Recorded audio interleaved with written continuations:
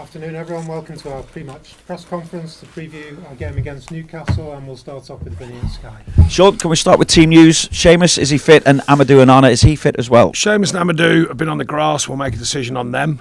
Andros is still a bit away, but has been on the grass with the sports science team and just easing back into a kind of return to training programme.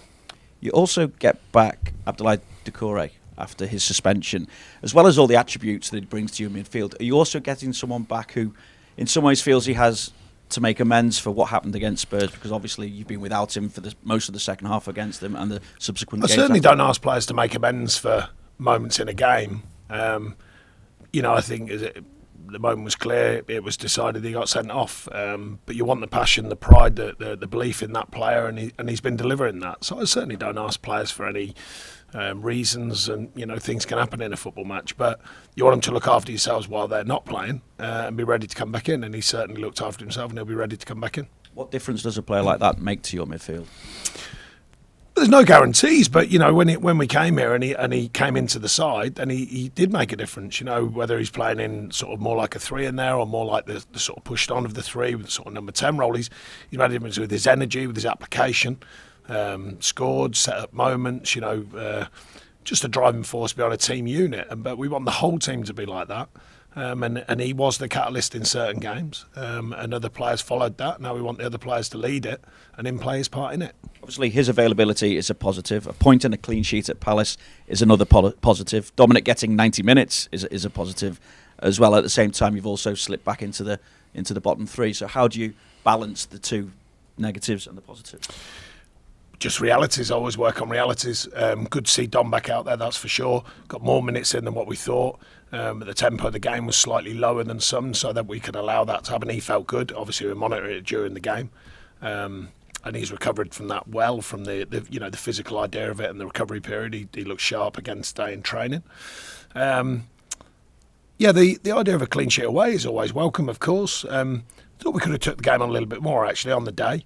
But work in progress, particularly away. A lot of noise about the away form for a couple of seasons here. And then the idea of the position in the league, as I've said a million times. Happy to bore you with it again. The league table's the one at the end of the season that counts. You have to monitor what's going on, but we can only monitor what we're doing. Results outside of us, as I've said a million times too, if they come our way, brilliant. If they help you out, brilliant. But the way that we're trying to plan it is to help ourselves out and take care of business ourselves. And taking the game on, it comes into the thinking again this week, because Eddie spoke and he said the last couple of away games, generally they've not started the way they did at home to Spurs. I'd imagine that your aim is to ensure they don't get that opportunity to start in that way at Goodison Park as well. Well, they've turned into a good, very strong unit. You've seen that this season, from signing a lot of players in January, again in the summer, but also the good coaching, the good methods Eddie uses. Always respected Eddie and what he's done and what he's continuing to do. So we know they're a good outfit, and that's been seen not only by what your perception is, but the league table and some of their performances. And if he's suggesting they haven't started as well, then that's something for them to worry about. We know we've got to start well in every game, and a lot so far since I've been here we have done. And we've got to continue that, but also add to it, and what I talk about, the consistency throughout a game. Because we've had strong periods in games when we haven't got our nose in front, we haven't taken chances, etc., etc. But you've got to keep that consistent performance throughout the 90-odd minutes, 95 minutes or whatever. And I think that's still a work in progress. But we are looking to start well ourselves, of course, and ably supported by our fans. Eddie's also spoken about Anthony Gordon shutting out the noise at Goodison Park. I mean, he left pretty much the day before you were announced as Everton manager. But you've been able to glean exactly what went on. What reaction do you expect to Anthony Gordon? And do you also have to try and ensure that your players don't get caught up in any kind of noise around that as well? I don't see why they get caught up in any noise about it. I certainly am not. It was before my time here, so I don't really know too much about what's happened in the past, because we're trying to build a future. So, that player left. Other players get a chance because of that player leaving, etc., etc. But I don't see why our players would be too worried about that other than just focusing on the game. In terms of the pre-match routine, I believe there's a change as well. You are going to be arriving by the team bus. What's the thinking behind that change? Because I'd imagine it's something to do with the welcome that the fans are planning for the players. It was well documented last season about it. The fans group, a couple of fan groups mentioned about it this season.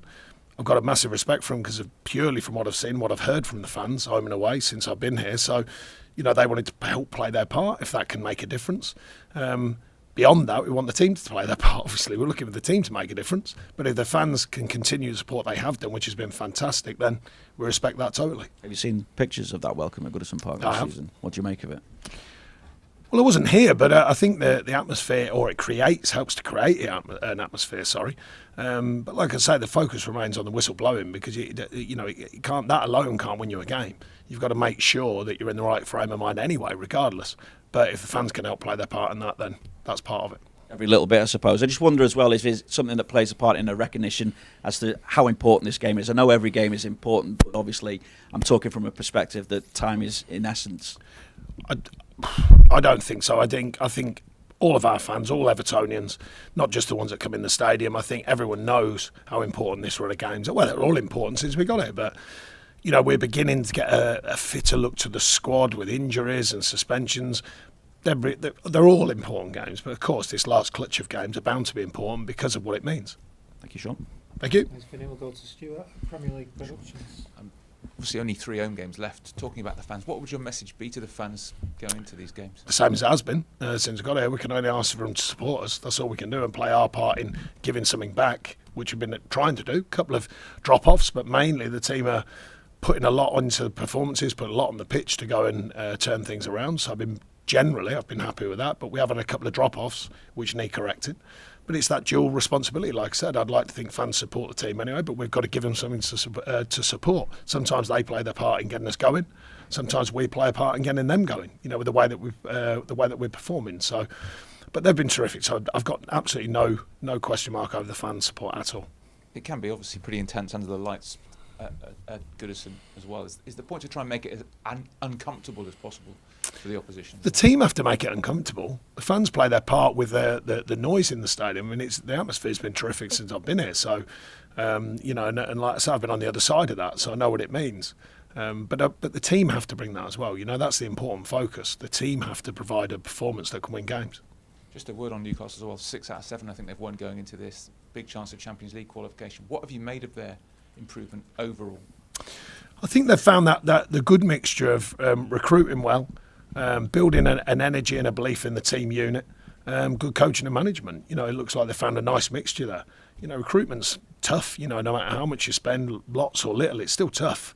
They've invested a lot of money, but they've been quite obviously been coached well. They've got a good feel about it, and they've kind of bought a good feel to what they're trying to do. And then they've definitely changed the rhetoric. They've changed the story, because we all know the noise at Newcastle was not positive for a long, long time. And that's partly what we're trying to do here. We've got to keep changing the perception of what's going on and keep changing the thought of it. And the only way of doing that, inevitably, is by performances and taking games on and winning games. Thanks, Stuart. We'll go to Mike at Radio Merseyside. Sean, promising return from Dominic Calvert-Lewin at Crystal Palace. To get the best out of him, the service from wide areas need to improve. Does it? Thanks. Do you think it needs to improve? Yeah. Well, it does, doesn't it? Well, statistically, we have improved that. The quality of chance is what I'm always focusing on. I've said it a million times. You read them stats and it says they had this many chances, us or them. It's key chances. It's key quality moments. That's what we're trying to provide. So, although I know the stats and the facts, it's more about the quality. How many quality crosses are you getting? How many quality passes? How many quality chances are you creating? So that's what we're looking to do, is always add in to the quality levels, not just the amount. And getting players in and around him as well. Yeah, of course. Again, something we looked to affect when we came in. There's been really strong moments of that. There's been other games when you haven't done it as well, depending on the scoreline, depending on how we've pressed in the game, depending on how we've attacked in the game. A lot more goes into it than literally just finding them moments. But Dominic's history suggests he'll play his part in that. And he looked, for someone who'd been out a while, I thought he looked pretty good physically down at Palace. A couple of down days and some recovery days. And I think you'll see another step on from Dom again. With 6 games to go, it sort of sees the daytime, isn't it? Have you had to sort of re-emphasise that to the players? Because I know, particularly in the games at Goodison, the majority of the time you've had that, but there have been, and you've mentioned it, there have been drop-offs second half against Fulham, when Fulham scored. That just can't happen anymore, can it? Well, I don't think it should happen anyway, but it does. No, I think that's probably the only glaring one since I've been here. So I don't overthink one half, but it was a costly half, of course. But no, I don't want to overthink one half of football, because there's been a lot of good signs, a lot of positive signs. Dealing with injuries, dealing with suspension to Duke, who suddenly materialised as a very strong player for us. And now we've got them players back in amongst it. So I'm looking for more, of course. You're always looking for more as a manager. And the onus is on the players to make things happen, and not wait for them to happen, not wait for another teammate to make something happen. You're right, yeah. I mean, I speak to them about it all the time, you know, because football doesn't work like that. Now and again, as I say, you get a lucky one where maybe it's not your day or you're quiet and you still find a result. But generally speaking, you make it happen, and that is one of the keys to being a good football side. How have they responded when you've said that to them? Because obviously, clearly they know that, but poor performances and a lack of confidence can inhibit things like that. It can, but it's only part of the challenge. You know, it's rare.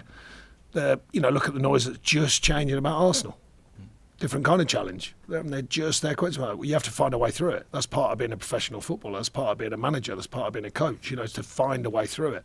And usually, the best way of finding a way through it is through performances, through work on the training ground, and building belief. You know, belief just doesn't suddenly materialise. You build it, and I think we're in a process of building it. We've got more work to do, and we've got to do it quickly. We know that.